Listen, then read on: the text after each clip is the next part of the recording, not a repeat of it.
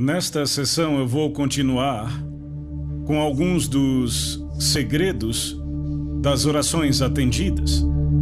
Na verdade, eu vou tratar de uma chave específica que é essencial para a oração efetiva. E embora esta chave seja claramente apresentada por toda a Bíblia, desde o Antigo Testamento até o Novo, eu penso que a maioria dos cristãos não atenta para a sua existência. E eu creio que a falha em usar esta chave sobre a qual eu vou falar é uma das causas principais da ineficácia no corpo de Cristo. Você já deve estar pensando, que chave é esta? E eu posso dizer que quando você ouvi-la, provavelmente você não dirá glória a Deus.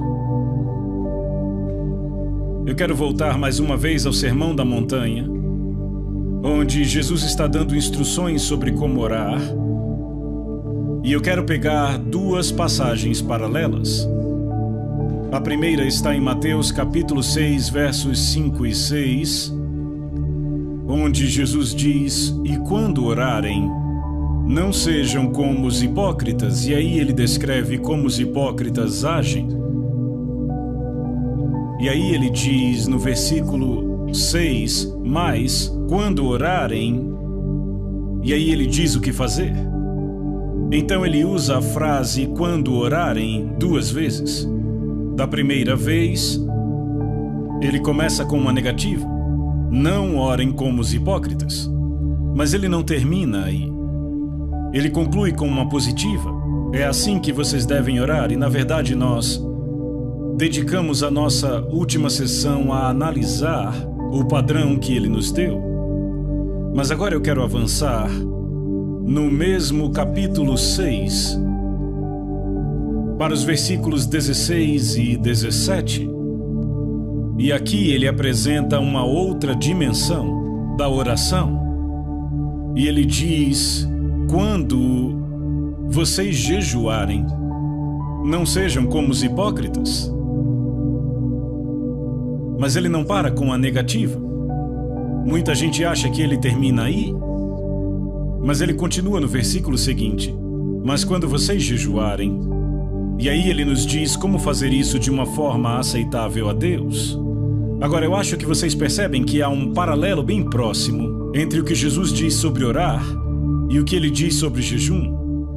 Primeiro ele diz: "Quando vocês jejuarem", e aí ele diz: "Não façam desta forma, façam daquela". Agora, na minha opinião, a frase "quando vocês orarem" indica que Jesus espera que os discípulos dele atentem bem a isso. Quando vocês orarem, Jesus espera que os seus discípulos orem. Quantos aqui concordariam que essas palavras indicam que Jesus estava considerando que nós, os seus discípulos, oraríamos? Ele não diz "se vocês orarem", ele diz "quando vocês orarem". E eu imagino que a maioria de nós aqui concorda que o Senhor espera que nós, como cristãos, oremos regularmente. Não está certo? Ok, agora nós passamos para o próximo estágio e ele não diz "se vocês jejuarem", ele diz "quando vocês jejuarem". O que é que isso indica? Isto indica que ele espera que jejuemos da mesma maneira que ele espera que oremos. Não parece lógico? Você está aqui comigo, ainda que talvez relutantemente, mas ainda está comigo? Bem, não fique relutante. Eu concordo que esse assunto do jejum não é um daqueles para os quais dizemos facilmente glória a Deus, mas eu garanto a vocês que quando aprenderem sobre ele, vocês dirão glória a Deus. Vocês dirão obrigado, Deus, por nos dar esta chave. Veja, as palavras de Jesus sobre oração e jejum são absolutamente e exatamente paralelas. Quando vocês orarem, não orem desta forma, mas orem desta. Quando vocês jejuarem, não jejuem desta forma, mas jejuem desta outra. Então Jesus põe a oração e o jejum exatamente no mesmo nível. Minha conclusão é que se ele tem expectativa que oremos, ele também espera que jejuemos. E eu me alegro muito porque eu tenho um grande predecessor no ministério que chegou à mesma conclusão. Na verdade, a muitos deles, Lutero chegou à mesma conclusão, mas aquele sobre o qual estou falando é John Wesley. E eu li o diário de John Wesley há alguns anos e ele mexeu comigo e me estimulou. E ele disse algo parecido com isto. Eu estou convencido que se um cristão entendeu a necessidade de jejuar e não pratica o jejum, ele vai se desviar com a mesma probabilidade de um cristão que entendeu a necessidade de orar e não ora. E John Wesley não ordenava para o ministério metodista nenhum homem que não se comprometesse a jejuar todas as quartas e sextas até as 4 da tarde. Era um requisito básico para ser ordenado no ministério metodista.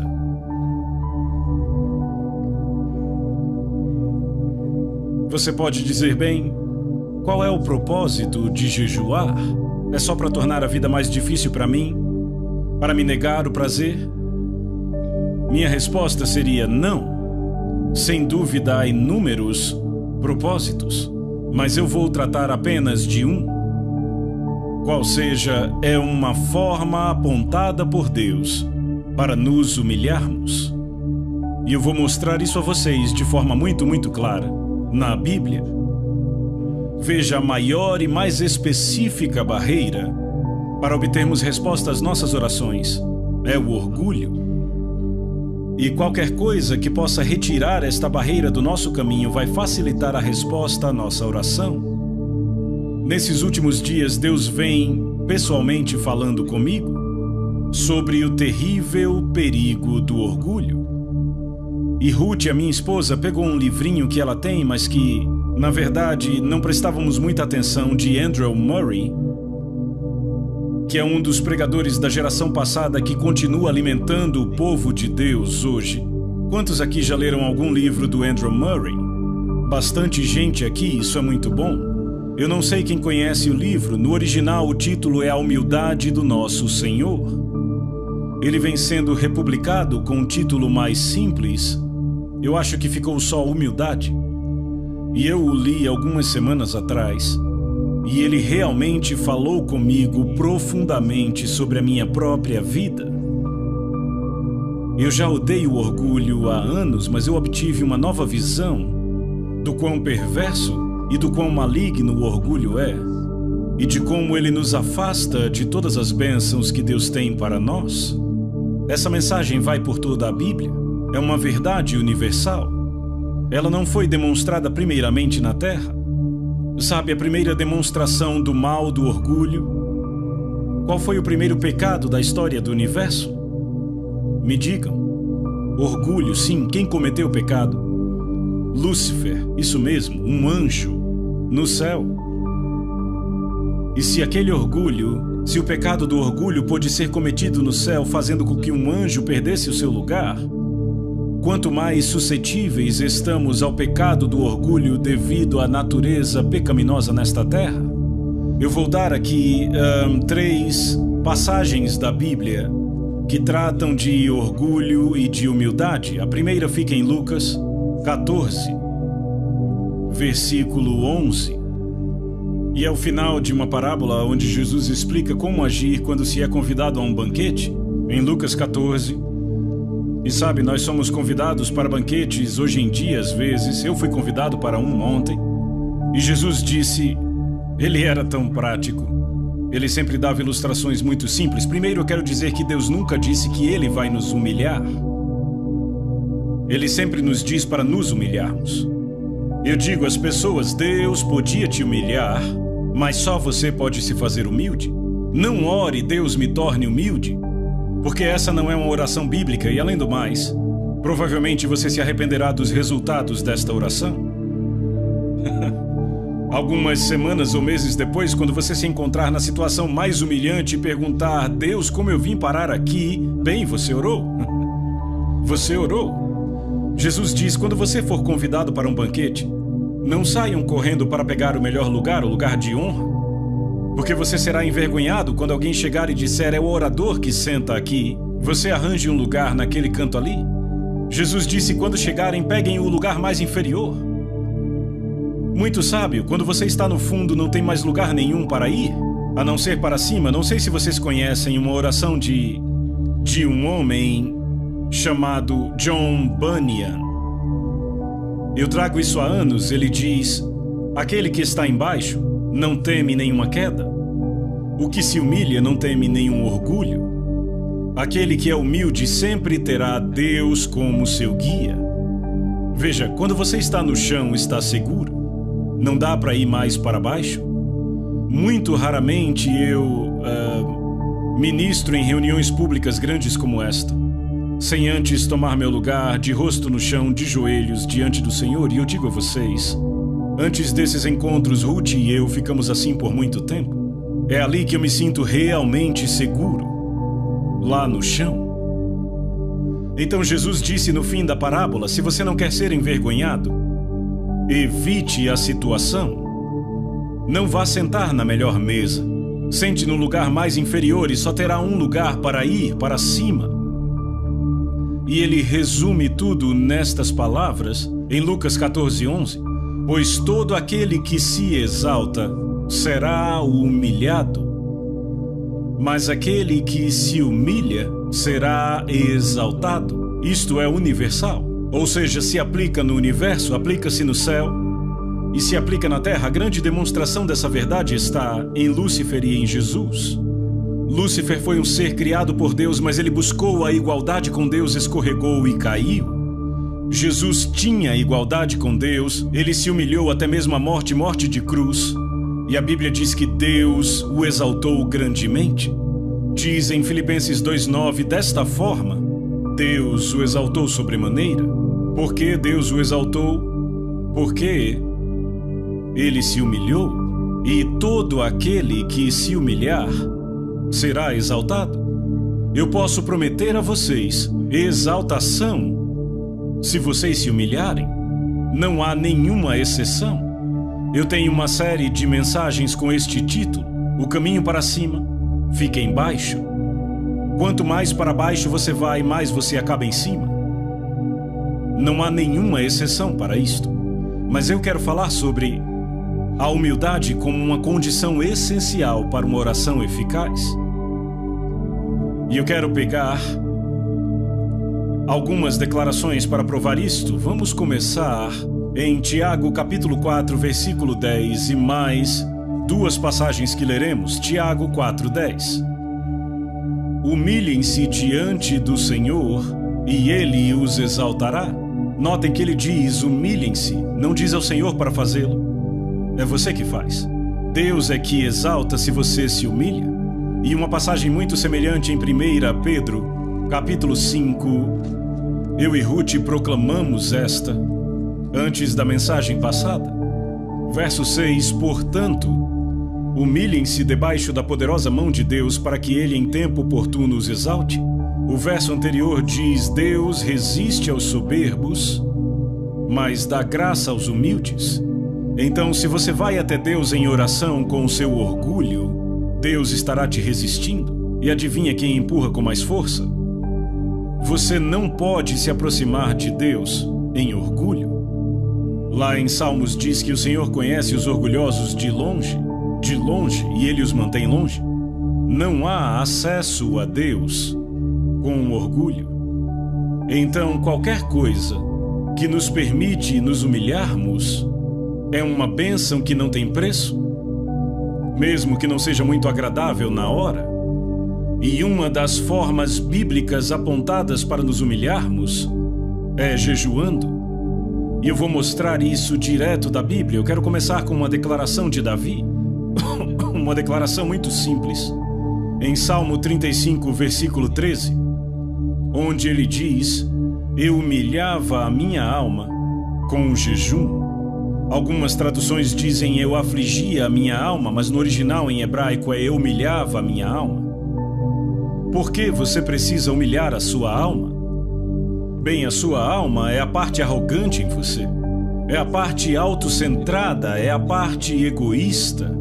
Sua alma tem 3 funções principais: a vontade, o intelecto e as emoções. E ela expressa isso nas seguintes frases: eu quero, eu acho, eu sinto.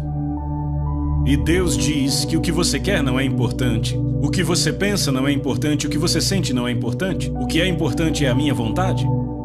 E se você quer se alinhar à minha vontade, você tem que tratar a sua alma. E uma forma de tratar a sua alma é humilhar a sua alma com o jejum. Eu lembro que há alguns anos eu preguei uma mensagem assim, em Washington, D.C., e lá havia um advogado cristão. Ele entendeu a mensagem e disse: amanhã eu vou fazer isto. Então amanhã vou jejuar. E ele fez, e ele teve um dia miserável. Toda vez que ele passava por um restaurante, sentia o cheiro da comida. Quando passava por uma confeitaria, ele parava, olhava para a vitrine. Foi um dia miserável. Então, ao final do dia, ele deu uma lição ao seu estômago. Ele disse: ei, estômago, você me causou muitos problemas hoje. Você me trouxe vários desconfortos desnecessários. Então, por isso, eu vou te punir. Eu vou jejuar amanhã também. Veja, isto é humilhar a sua alma. É trazê-la à sujeição. Deixa eu dizer isto. O estômago é um maravilhoso servo, mas é um mestre terrível. Quem é o mestre em sua vida? Você ou seu estômago? Boa pergunta. É uma pergunta que todos temos que fazer. Acredite, pessoas no ministério não estão isentas desta pergunta. Eu já lutei batalhas contra meu estômago várias vezes. Mas quando obtive a vitória, eu fui abençoado. Nem sempre imediatamente, nem sempre dramaticamente, mas de um jeito ou de outro, eu recebi a bênção de Deus. E aí, se eu me torno arrogante, a bênção de Deus se afasta. E eu digo: Deus, o que acontece? E Ele gentilmente indica de uma forma ou de outra: você se tornou orgulhoso e autocentrado de novo, quis do seu jeito. Você está deixando sua vontade e sua alma falarem. Ela tem que ser trazida à sujeição à minha vontade, à minha palavra e ao meu jeito. Então vamos ver alguns exemplos, na verdade apenas 2. Vamos ver o dia da expiação. Em Levítico capítulo 16, versos de 29 a 31. Levítico capítulo 16, versículos de 29 a 31. Veja, este é um capítulo bem longo. E são as ordenanças para o dia da expiação, que o povo judeu chama de Yom Kippur. E este é o dia mais sagrado do calendário judaico até hoje. E ele descreve a maneira como Deus ordena o sacrifício pelo perdão dos pecados de Israel. E tudo dependia daquele sacrifício, todo o futuro e destino daquela nação dependia do sacrifício. Mas no meio da descrição do sacrifício, Deus também requer uma resposta do seu povo. E a resposta que ele requer é que eles afligiriam suas almas. Esta é a tradução comum. Mas a palavra traduzida como afligir é mais frequentemente encontrada como humilhar. Então Deus requer que o seu povo humilhe suas almas. E esta é uma verdade muito significante. O sacrifício era algo que eles não conseguiam organizar. Estava fora da capacidade deles de prover, vinha inteiramente da graça de Deus, mas eles não podiam se beneficiar do sacrifício, a não ser que atendessem às condições de Deus e humilhassem suas almas. E também serve para nós cristãos. O sacrifício de Jesus na cruz é completo, perfeito, não podemos adicionar nada a ele. Não podemos tirar nada dele, mas se queremos nos beneficiarmos dele, temos que atender às condições de Deus, assim como foi com Israel. E esta foi a condição que Deus determinou. Versos 29 em diante de Levítico 16. Isso vos será por estatuto perpétuo. No 7º mês, aos 10 dias do mês, afligireis a vossa alma. E nenhuma obra fareis, nem o natural, nem o estrangeiro que peregrina entre vós, Porque naquele dia o sacerdote fará expiação por vós, para purificar-vos, e sereis purificados de todos os vossos pecados perante o Senhor. É sábado de descanso solene para vós outros, e afligireis a vossa alma. É estatuto perpétuo. Agora, o povo judeu sempre entendeu muito bem, e com bastante precisão, que a frase afligireis a vossa alma significa jejuar. Ficar sem comida, de fato e de verdade. Naquele dia, normalmente ficavam sem comida, nem bebida. A propósito, deixa eu definir jejum para que possamos avançar. Minha definição de jejum é se abster de comida para propósitos espirituais. Frequentemente também de bebidas, mas, falando de forma geral, não é. E se você se abstém de líquido, cabe a você decidir. Mas o que eu quero apontar aqui é que era requerido a Israel humilhar a sua alma para receber o benefício do sacrifício feito em seu favor.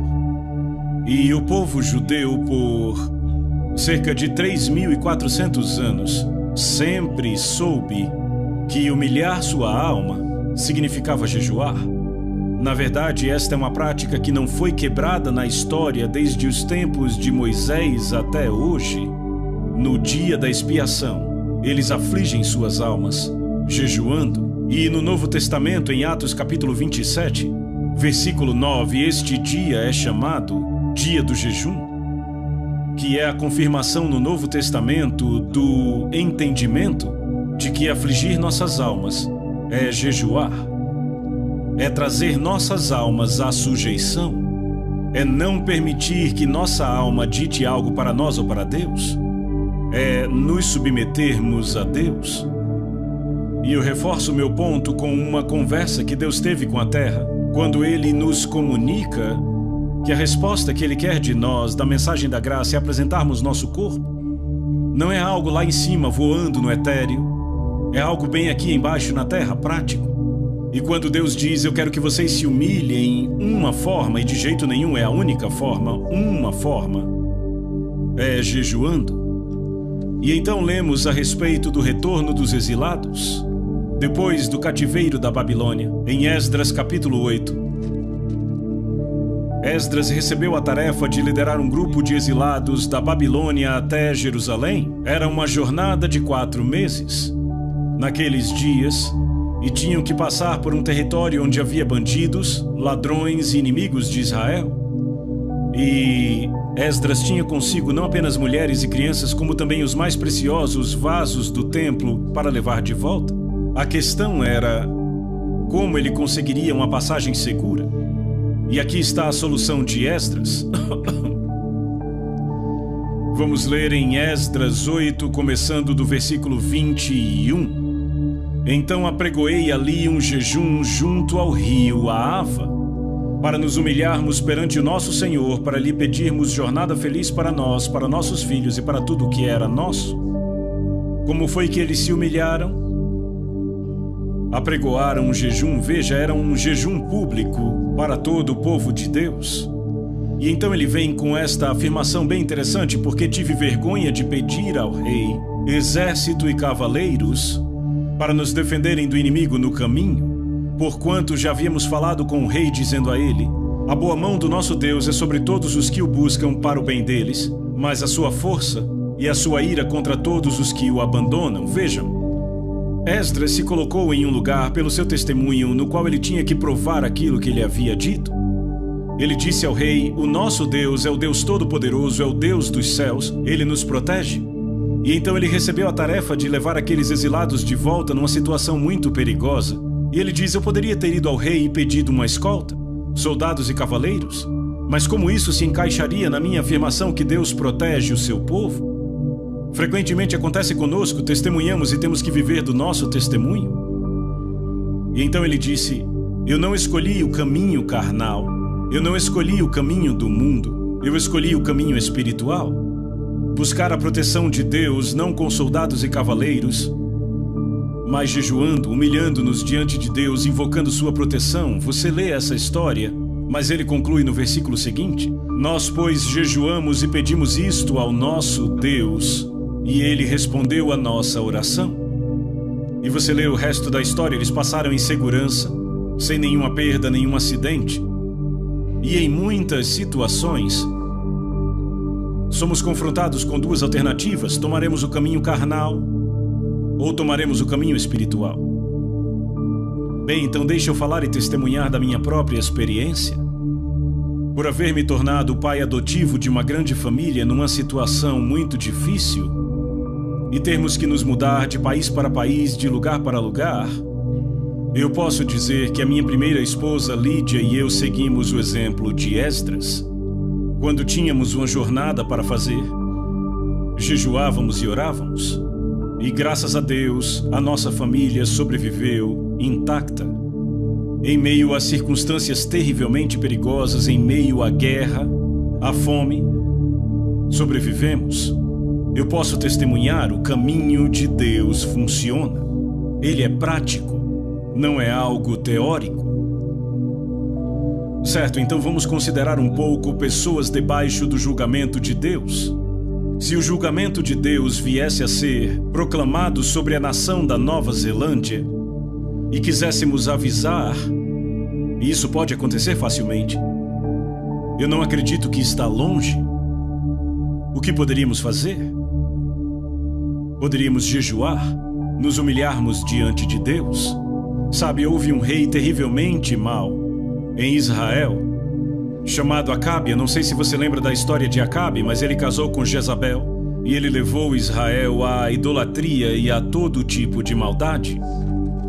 E em 1 Reis, capítulo 21, Elias teve um confronto com Acabe. E ele pronunciou o juízo de Deus sobre ele. Vejamos aqui, Deus disse a ele, verso 21, farei a tua casa como a casa de Jeroboão, filho de Nebate, e como a casa de Baasa, filho de Aías.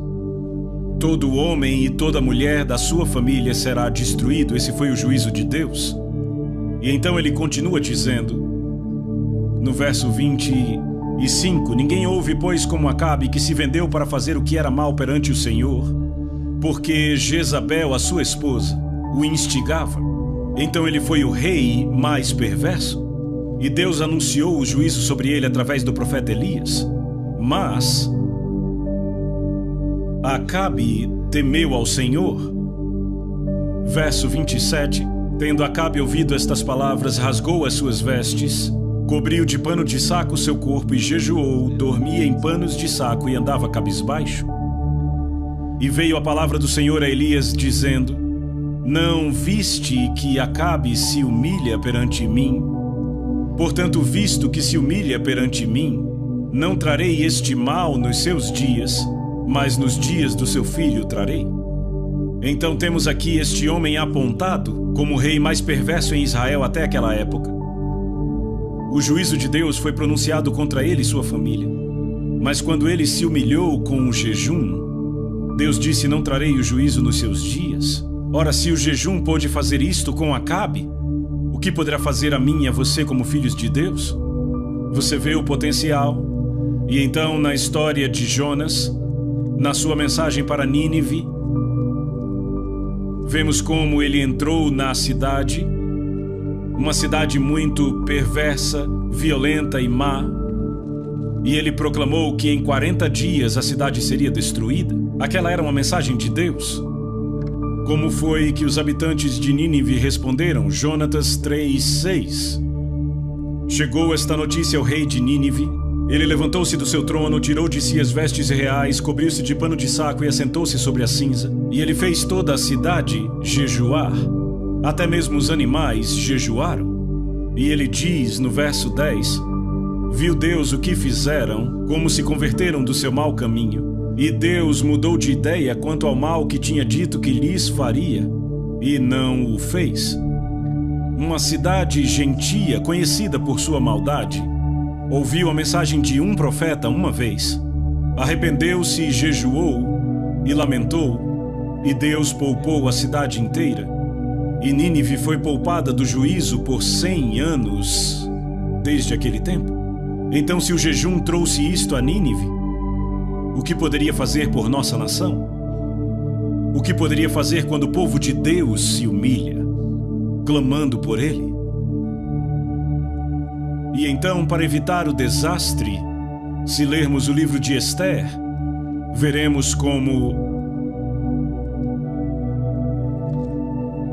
um homem chamado Amã conseguiu elaborar o seu plano. Era um complô, na qual toda a nação dos judeus, no território do reino da Pérsia, seria destruída. E eu presumo que cada judeu na terra naquela época estava naquele reino porque era constituído de 127 províncias e se estendia da Índia até a Etiópia. E o decreto saiu, mas havia no Palácio Real uma judia cuja nacionalidade não era conhecida, Esther.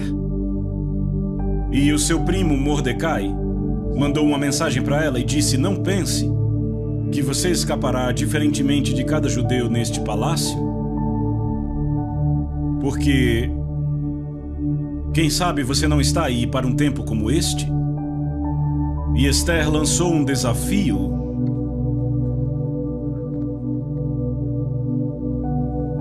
E ela disse: vai e reúna todos os judeus que estiverem em Suzã e jejuem por mim. Não comam nem bebam nada por 3 dias durante dia e noite. Eu e as minhas servas também jejuaremos. Depois irei falar com o rei, ainda que seja contra a lei, e se eu tiver de morrer, morrerei. Você lê o resto da história, que quando o edito foi proclamado, a situação inteira foi totalmente invertida e termina com um triunfo para o povo judeu e a preservação da nação judaica. O que foi que mudou a história? Qual foi o ponto de virada? Foi quando o povo de Deus jejuou. Sabe, eu penso que é quase impossível exagerarmos sobre o potencial do jejum para mudar o curso da história. Não é de espantar que Satanás tente manter esta chave fora do alcance do povo de Deus. Ele tem medo disto. Agora, há também muitos exemplos no Novo Testamento sobre jejum, e eu quero falar apenas de 2 exemplos. Um que eu chamo de jejum individual e o outro jejum coletivo. E no ministério de Paulo, em 2 Coríntios, capítulo 6, ele dá uma lista das maneiras como ele aprovou a si mesmo como ministro de Cristo. 2 Coríntios 6, versículos 4 e 5. Pelo contrário, em tudo, recomendamos a nós mesmos como ministros de Deus. E então ele lista várias maneiras que o recomendaram como ministro de Deus. E ele diz assim: na muita paciência, nas aflições, nas privações, nas angústias, nos açoites, nas prisões, nos tumultos, nos trabalhos, nas vigílias, nos jejuns. Então Paulo está dizendo que uma das formas como ele provou que ele era ministro de Deus foi jejuando. E então na mesma carta, capítulo 11, versos 23 e 27, ele traz uma lista similar àquela. Ele diz: são ministros de Cristo, falo como fora de mim eu ainda mais. E então ele dá uma lista completa de maneiras de como ele foi um ministro de Cristo. E no verso 27, ele continua a lista: em trabalhos e fadigas, em vigílias muitas vezes, em fome e sede, em jejuns muitas vezes, em frio e nudez. Então ele diz: jejuei muitas vezes. E note que na fala dele, fome e sede são uma coisa e jejum é outra. Fome e sede é quando você não come porque não tem o que comer ou beber. Jejum é quando você pode comer, mas você nega. Esta foi uma das formas como Paulo provou a si mesmo como sendo ministro de Cristo. E eu acredito que os ministros de Cristo deviam provar a si mesmos desta forma hoje. Eu falei sobre minha própria experiência, mas só mencionei isto. Afinal, não há vantagem nenhuma em pregar sobre isto se você não pratica. Quando eu fui salvo, eu já tinha sido um cristão no nome, mas eu desisti do cristianismo, dei as costas para a igreja. Eu estava procurando por respostas para os meus problemas em outros lugares. Mas quando eu fui salvo e batizado no Espírito Santo, eu nem sequer entendi o que me aconteceu. Eu tive que ler o Novo Testamento para entender o que tinha acontecido comigo. Mas uma coisa, eu acho que no intervalo de um mês, que ficou muito clara para mim, foi que Deus me disse que eu deveria jejuar toda quarta. Eu não havia lido o Diário de Wesley naquela época. Ninguém pregou um sermão para mim, eu não sabia nem onde encontrar sobre jejum na Bíblia. Mas eu simplesmente tinha essa convicção por dentro de que eu deveria jejuar toda quarta. E pelos 4, 5 anos seguintes, até o fim da Segunda Guerra Mundial, toda quarta-feira, eu jejuei. Eu estava no deserto, num caminhão com 10 outros soldados, e fomos jogados ali. Sabe quando você está num deserto e existe uma sombra, você tem que ficar ali, quer você queira ou não? E eu fiquei com aqueles soldados. Sabe, nós estávamos no Egito e os muçulmanos tinham um mês que chamavam de Ramadã, você conhece? Quando eles não comem, pelo menos não comem de manhã, eles comem bastante à noite. Eles compensam à noite o que eles não comem de dia. Os outros soldados diziam que era minha quarta Ramadã, porque não dá para jejuar em segredo quando se está vivendo com as pessoas ao redor o tempo todo, você nunca se livra delas. E eu digo que eu nunca teria feito o progresso que eu fiz se Deus não tivesse me mostrado esta chave. Houve um tempo no Quênia onde realizei um trabalho educacional que eu dizia que eu estava muito ocupado para jejuar. Tinha muita coisa para fazer. Então, por algumas semanas eu não jejuei e o resultado foi desastroso. E daí eu decidi que eu nunca poderia estar ocupado demais para jejuar. Eu estou falando de algo que eu experimentei, vocês entendem? Eu creio apaixonadamente no que eu estou falando. Vamos falar de jejum coletivo no Novo Testamento? Apenas 2 exemplos no livro de Atos. Atos, capítulo 13. Um dos momentos mais significantes na história do livro de Atos. As pessoas chamam isso de o princípio do programa missionário. Na verdade, a palavra missionário não vem do Novo Testamento. A palavra do Novo Testamento é apostólico. E este foi o primeiro envio de apóstolos registrado no livro de Atos.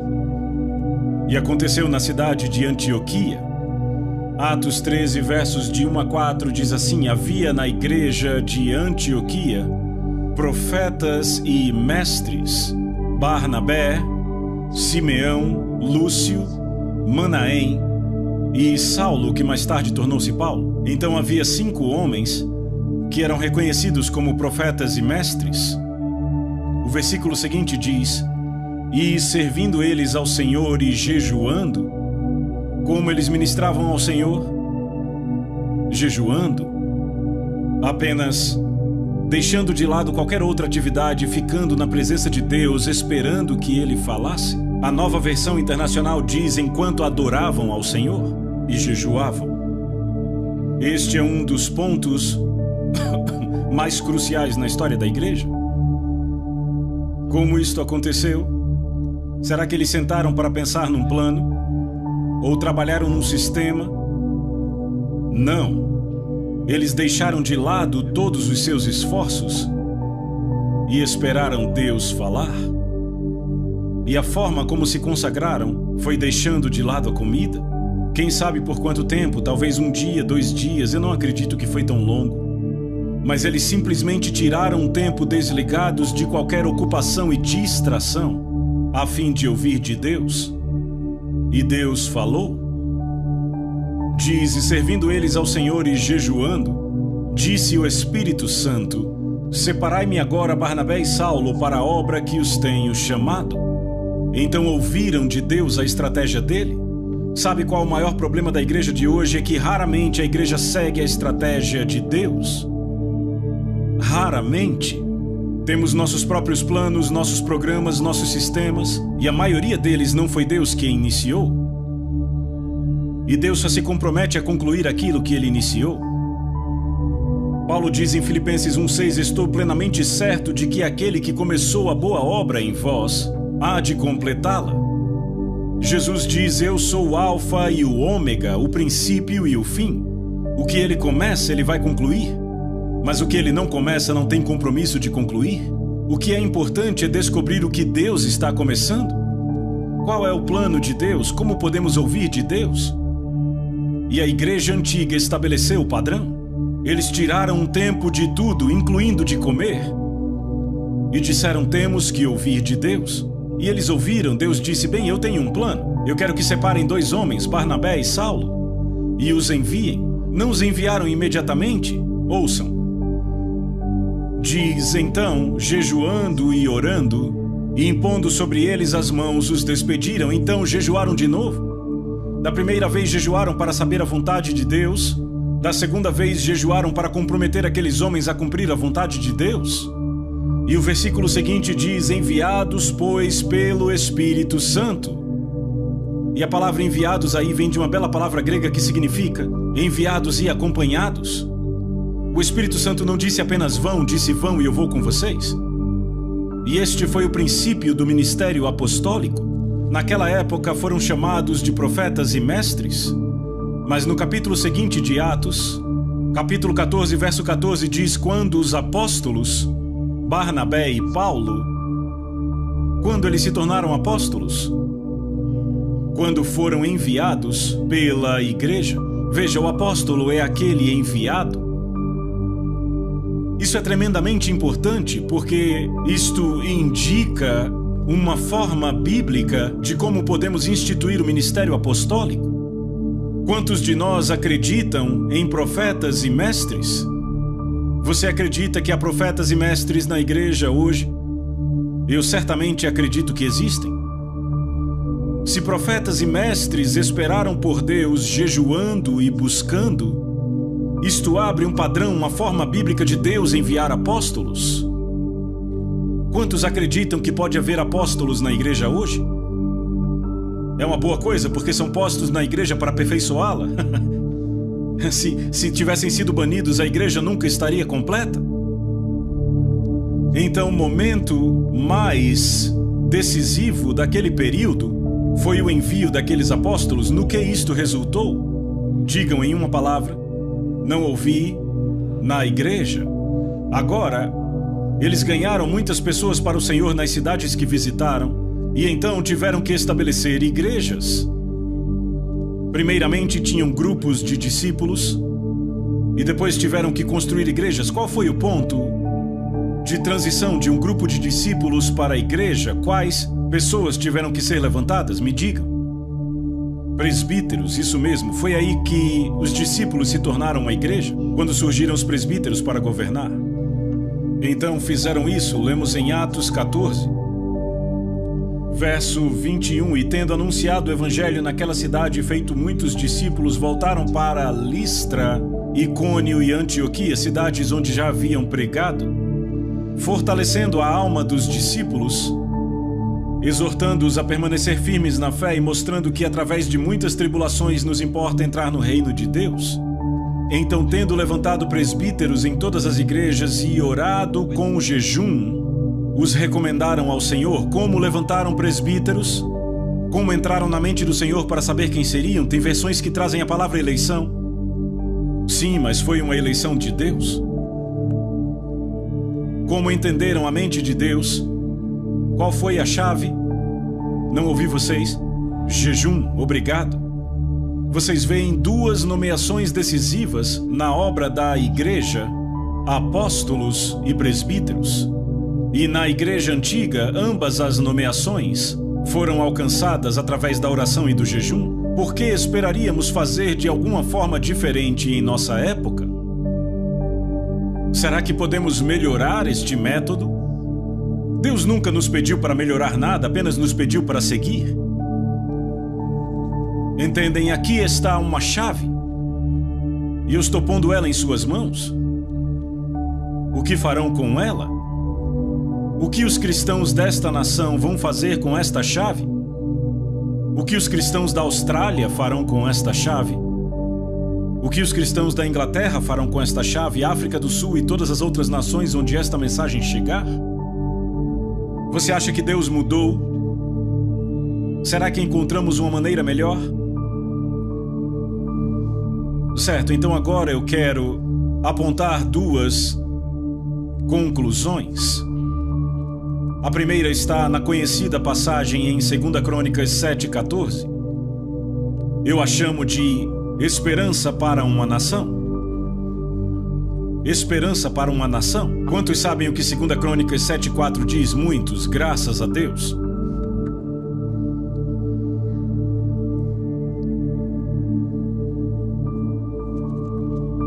Eu poderia citar de cor, mas não irei.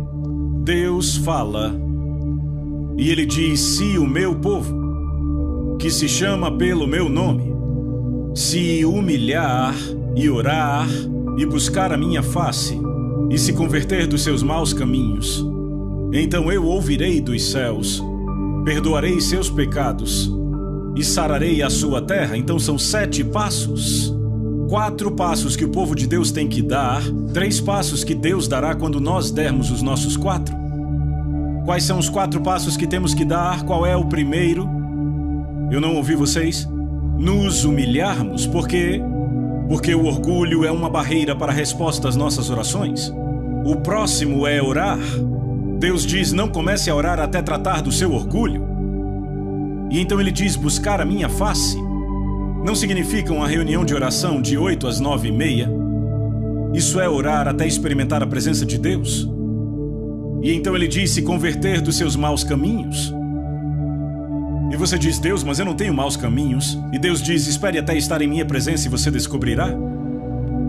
Experimentamos isso em nossa igreja em Fort Lauderdale cerca de 5 anos atrás. A esposa de um dos presbíteros recebeu uma palavra do Senhor para proclamar um jejum. Eu já vou falar sobre isso, um jejum coletivo. E aquilo não foi recebido com muito entusiasmo. O fato foi que os presbíteros, e eu era um deles, ficaram tão envergonhados que tivemos que fazer algo a respeito daquilo. E então dissemos que íamos tirar um certo período para jejuar e orar, e nos encontrávamos toda manhã. Eu acho que era o que? 5 da manhã. Bem, eu não estava lá, Ruth e eu estávamos viajando quando começaram. E se não me engano, na primeira manhã havia 13 pessoas. A igreja tinha mais de 500 pessoas na época. Na manhã seguinte, eu acho que vieram 7. E aí começou a ficar, como é típico nas reuniões de oração, na manhã seguinte havia 4. Mas então, um irmão que não era um presbítero recebeu um fardo do Senhor. E ele passou 24 horas chorando. E as coisas mudaram. E quando Ruth e eu voltamos, eu disse: gostemos ou não, isso vem de Deus, é melhor a gente se envolver se não quisermos nos perder dele. E eu não posso entrar nos detalhes, mas pelas próximas, eu acho que 6 semanas, nos encontrávamos toda manhã às 5 da manhã e passávamos a maior parte do tempo com o rosto ao chão. E os pecados que foram confessados foram espantosos. Era uma igreja ótima e respeitável, mas havia adultério, fornicação, havia alcoolismo, e não veio à tona até estarmos na presença de Deus. Não diga a Deus: eu não tenho maus caminhos para me arrepender. Provavelmente isso só vai dizer o quão distante você está da face dele. À luz do semblante dele, as coisas ficam diferentes. O que Deus pede de nós? 4 coisas: nos humilharmos, orar, buscar sua face, se converter dos maus caminhos. Como é que nos humilhamos? Fazendo o quê? Você entendeu a mensagem? Certo, veja, você pode jejuar e ser muito orgulhoso. Jesus disse: não jejue assim. Não é assim que se jejua, é assim que os hipócritas jejuam. Mas ele não disse, é por isso que vocês não jejuarão? Não, ele disse, jejue da maneira certa, não da errada. Então Deus diz, eu faço 3 coisas. Se você faz as 4, eu faço as 3. Eu ouvirei, eu perdoarei os pecados e eu sararei a sua terra. Quantos aqui gostariam de ver a sua terra sarada? Será que Deus já te mostrou um caminho? Será que há um remédio bíblico? Eu creio que há. Vamos para uma última passagem na Bíblia. Joel capítulo 2.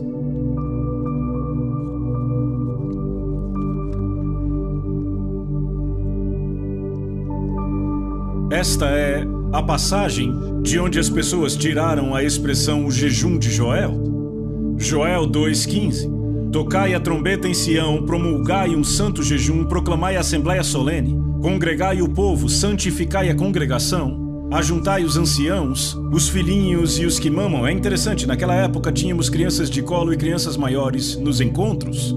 Quase toda manhã lá estavam elas e elas pareciam incomodadas e desapontadas quando seus pais não as acordavam para a oração. Sabe, era um exemplo vivo disso. Vamos continuar. Saia o noivo da sua recâmara e a noiva do seu aposento. Chorem os sacerdotes, ministros do Senhor, entre o pórtico e o altar, e orem. Que digam, poupa o teu povo, ó Senhor, e não entregues a tua herança ao opróbrio, para que as nações façam escárnio dele, porque hão de dizer entre os povos onde está o seu Deus. Note que, acompanhando, percebemos que ele menciona 3 categorias: os sacerdotes, os ministros e os anciãos. E aqui está a responsabilidade da liderança na igreja de dar o exemplo, de tomar a dianteira. Sabe quem são os líderes? As pessoas que vão na frente. Às vezes os ministros estão liderando de trás. Isto não é liderança. Jesus, no jardim do Getsêmani, levou seus discípulos consigo e então tomou 3. E eles pararam e diz que ele foi um pouco mais adiante. Isto é liderança? É ir um pouco mais adiante? Uma vez ouvi um pastor dizer, eu tenho que correr para alcançar o meu povo. Isso não é liderança.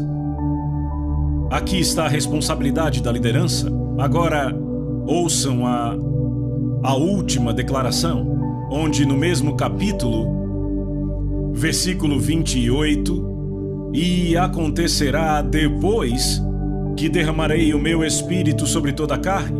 Vossos filhos e vossas filhas profetizarão, vossos velhos sonharão e vossos jovens terão visões. Ele diz depois do quê? Depois do quê? Depois que o povo de Deus atendeu às condições dele. Agora eu sei que Pedro, citando isso no dia de Pentecostes, disse, acontecerá aqui nos últimos dias. Mas aquele não era um cumprimento total, era um cumprimento antecipado, e é muito significante porque, naquela passagem em Atos 2, Pedro cita o Senhor dizendo, derramarei do meu espírito. Algo do meu espírito, e aquilo começou no dia de Pentecostes. Mas nesta passagem Deus diz, eu derramarei o meu espírito, não do meu espírito, mas eu liberarei o meu espírito na terra, sobre toda a carne. Irmãos e irmãs, ainda não vimos isto, vimos apenas um pouco salpicado. Há mais de 1 bilhão de muçulmanos na terra que nunca foram tocados pelo Espírito de Deus. Como os alcançaremos? O que libertará o Espírito de Deus? Eu digo a vocês, se vocês já lidaram com o Islã, é uma fortaleza impenetrável para uma aproximação natural. Você tem que ir pelos meios espirituais. Qual é o programa de Deus? Convoquem um jejum, santifiquem a assembleia. Que os anciãos, os sacerdotes e os ministros mostrem o exemplo. E Deus diz, no meu tempo, quando atenderem minhas condições, eu vou derramar o meu espírito sobre toda a carne. Eu creio que esta é a solução, e eu não acredito que haja outra. E eu creio que Deus nos mostrou na Bíblia o caminho. Vamos curvar as nossas cabeças diante do Senhor. Peça a Deus. Eu quero que você pergunte a Deus. Eu quero que você pergunte a Deus se tudo isso que foi dito vem da parte dele. Ruth e eu estivemos recentemente com Dave e Del Garrett no Havaí, são amigos próximos nossos. E Dave graciosamente orou por estes encontros que estamos tendo aqui. E eles disseram que perceberam que Deus estava para falar alto na Nova Zelândia. Eu creio que esta é a mensagem de Deus para a Nova Zelândia e para o mundo. Vamos derramar os nossos corações por um momento diante do Senhor.